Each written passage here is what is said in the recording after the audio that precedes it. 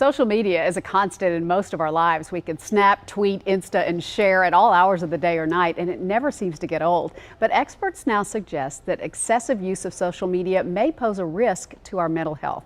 Let's find out more about that now.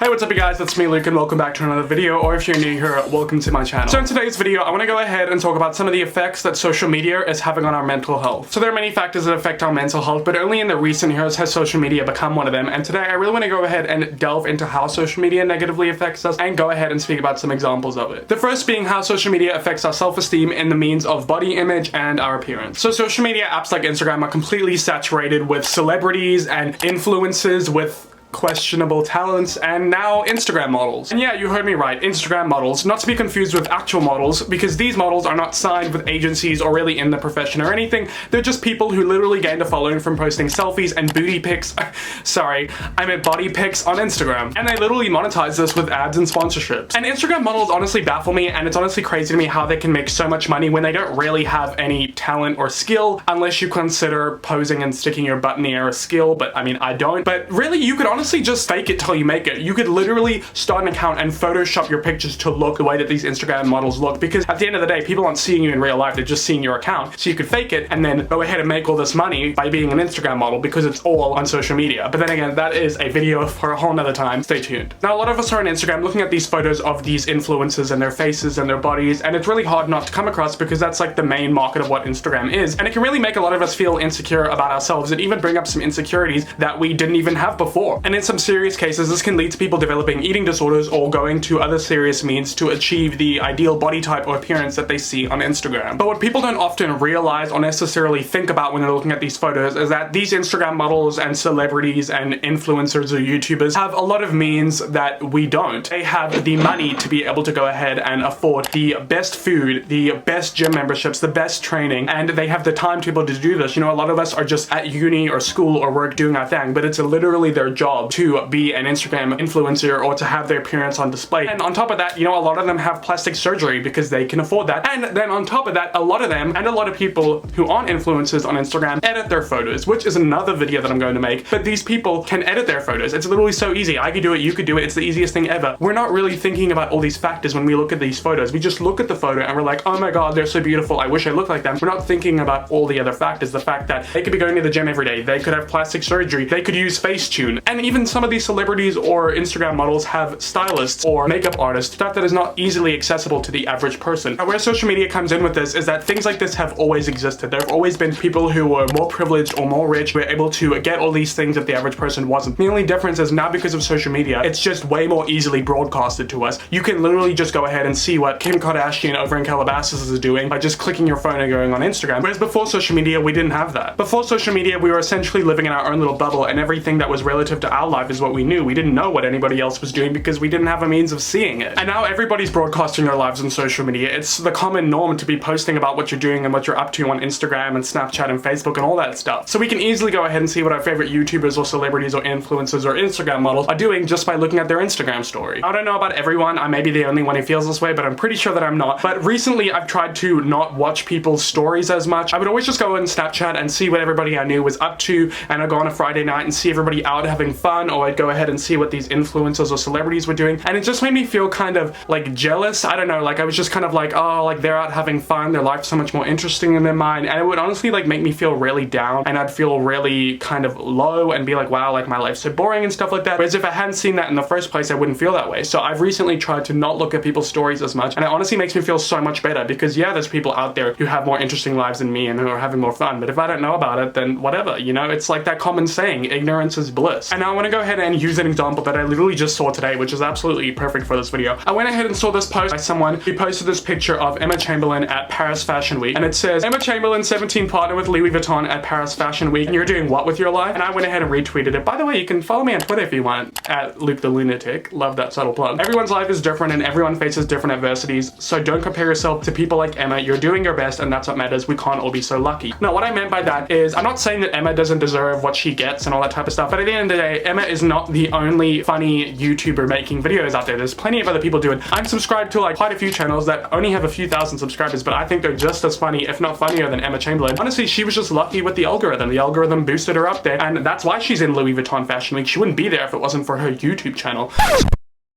Hey guys, so I was just watching this back and I just want to make something very, very clear, because I can practically hear that Emma Chamberlain stands aggressively typing their keyboards. But before you do, just wait. I just want to make it very clear that this is no hate towards Emma. I do think she is funny. My point is, there are people just as funny as her that don't have as many followers. So what I'm trying to say is, I don't think that we should value our self-worth based on something as trivial as followers. Hope you catch my drift, okay?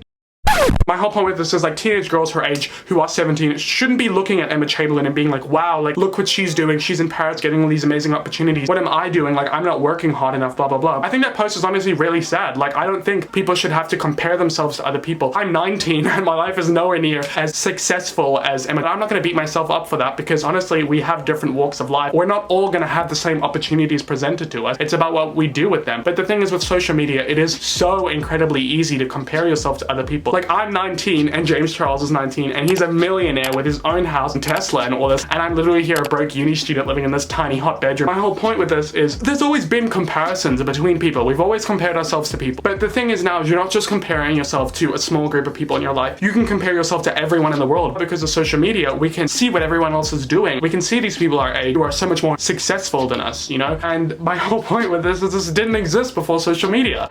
One of the things that's so insidious about it is impression management. Right. Tell me what that means. So it's sort of like a business card. You're putting your best face forward. People are not sharing things that make them look vulnerable or that have any sort of negative effect on the way that they're showing their face to the world. So of course, everything that they're posting is sort of like a highlight reel. And other people are comparing their day-to-day monotony to someone's highlight reel, which is, you know, comparing apples to oranges. Now, when it comes to this, I know it's super easy to get down on your life and be like, oh, like, my life sucks, this person's life's more interesting than mine, blah, blah, blah. And then you get those people that are like, oh my god, like, be more grateful. There's people out there who are starving. There's people out there who are dying. And yes, that's completely true. Something I had to learn while growing up is, I thought I had such a hard life, and I did. Like, you know, I went through a bunch of crap, and there are people at my school who would go ahead and complain or get upset about different things, and I would just go ahead and be like, oh my god, like, that's pathetic, who cares? Like, I'll never forget, in drama class one day, and this girl was crying, and I asked why she was crying, and somebody was like, oh, she asked this guy to formal, and he said no. And I honestly thought it was so pathetic that she was crying over that, because I was going through so much at home, and I was like, that's like not even that big of a deal. But what you need to understand is, everything is relative. Like, everything is relative to that person. Yes, you might be upset, and there could be someone out there who has it way worse than you, but at the end of the day, what you're feeling is relative to your life. My point with this is, yes, you should be grateful for your life, and yes, there's people out there who are worse off than you, but the fact that someone might feel jealous of somebody else's life or inferior because they see someone doing all of these things their same age who are deemed more successful than them is still valid. But what I'm saying is that we wouldn't even have those feelings if we didn't have social media to be able to see these things happening. And the other thing about social media is, for the most part, unless you're like Trisha Paytas,